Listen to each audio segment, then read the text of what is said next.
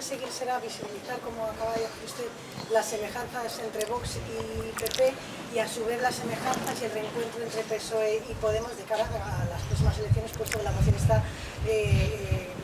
vamos, quiero decir que está agendada muy cerca de las elecciones. Y hablando de estas semejanzas con Podemos, este fin de semana la ministra Belarra ha acusado al PSOE de inmovilismo respecto a la ley de vivienda. Yo quería saber qué le parecen a usted esas palabras y cuáles son los escollos para sacar adelante esa ley. En relación con la primera cuestión, pues como decía anteriormente, efectivamente se trata de una moción de censura constructiva. Y esto significa que el interés más importante que pueda tener la moción de censura es el contraste entre las dos formas de gobernar, las dos maneras de afrontar la crisis, la que ejerce la derecha con la ultraderecha como aliado o protagonizado por la ultraderecha, monta tanto y tanto monta, una formación política como la otra, y la que hace el gobierno progresista, en el que, por cierto, las políticas posteriormente en el futuro siempre se revalidan. Es decir, lo que se hace desde los gobiernos de progreso presididos por el Partido Socialista se convierten a lo largo de nuestra historia en políticas incuestionables. Nadie discute algunas de las medidas que se han puesto en marcha en relación con la paridad o en relación con la garantía del sistema de pensiones o en relación con otros elementos en política de beca tan importantes. Es más, luego incluso la derecha quiere capitalizar esas mismas políticas que vota en contra justamente cuando se inicia. Por tanto, asistiremos a esa expresión de las dos formas distintas que tenemos los ciudadanos de percibir la política, y yo creo que de forma muy clara que el gobierno progresista es el gobierno de la gente, de la mayoría de la gente, cuyo único interés es pensar en la mayoría de la gente y pedirle a los grandes poderes, a las grandes multinacionales energéticas y bancas, un elemento añadido de participación justamente para que en momentos de crisis no se soporte la carga de ese sacrificio, como se ha hecho en crisis anteriores, en las espaldas de la clase media de este país y en la espalda de los trabajadores. Así que lo podremos ver durante ese día. Y respecto a la segunda pregunta, y la ligo con la siguiente que usted me hacía, yo creo que lo más importante en dos partidos políticos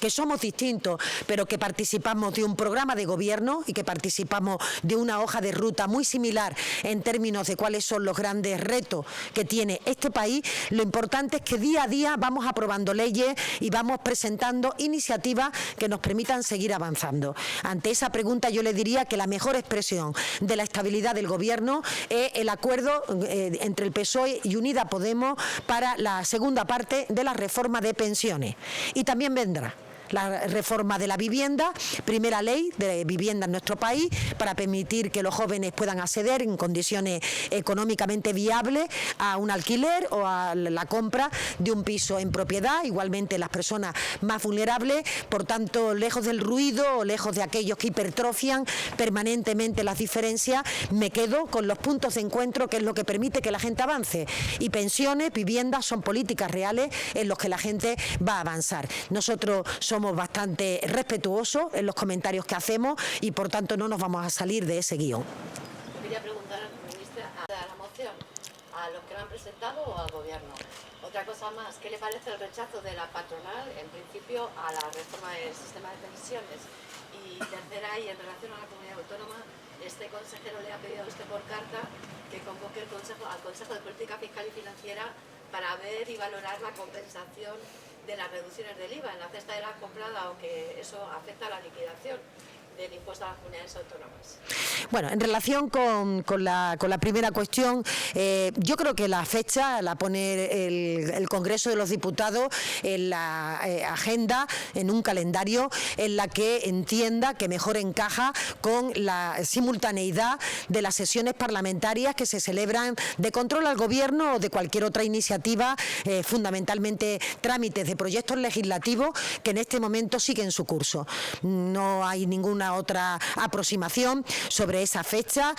Aquí donde ha habido una demora, un retraso muy importante, fue en la presentación de la moción de censura. Recuerden que en el mes de noviembre, en el mes de diciembre, Vox estaba clamando con que España se rompía, con que España se fragmentaba, con que era una calamidad. El gobierno de Pedro Sánchez, que había una situación de emergencia nacional, llegó a decir, con el aplauso siempre del Partido Popular, cómplice de este tipo de afirmaciones y tardaron 3 meses en presentar la moción de censura. Yo creo que se ha agendado en un plazo de tiempo muy razonable, muy rápido. No se trata, por tanto, de una situación de este tipo llevarla a fechas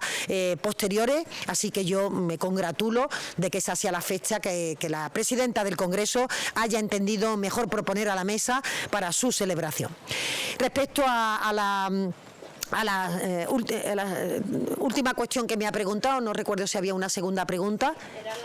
la oposición de los empresarios a la reforma de... Yo creo que es una buena reforma, creo que es una reforma realmente bastante necesaria en nuestro país, que se había comprometido con Bruselas en el marco de los Next Generation, de los fondos de recuperación. Saben ustedes que la Comisión Europea es muy estricta a la hora de evaluar los parámetros que permiten impulsar las transformaciones, y esto significa que si Europa no le suena mal la música de cómo va a ser esa legislación hasta que definitivamente la avale, no hay ningún motivo, ninguna justificación para que los empresarios, o al menos los representantes de los empresarios de este país, no compartan que en el futuro tenemos que ser capaces de tener un sistema público de pensiones que permita garantía, que permita paz social, que permita una dignidad a nuestras personas mayores. Yo creo que eso es lo importante, sabiendo que los parámetros que se van a trabajar son parámetros respecto a las cotizaciones, a una política de ingresos que es, eso sí, distinta a la que practicaba el Partido Popular.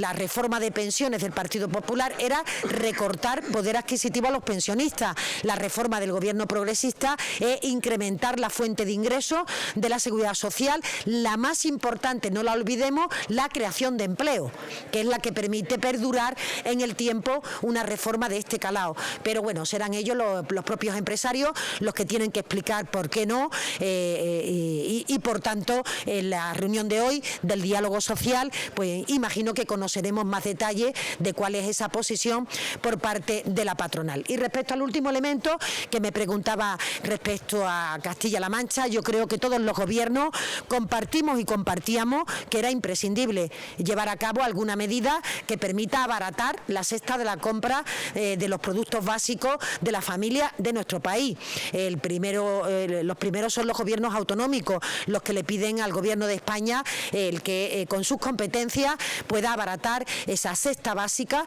de los productos, y por tanto estoy convencida de que en ese sentido y en ese nivel estamos todos de acuerdo. ¿De acuerdo? Muchas gracias.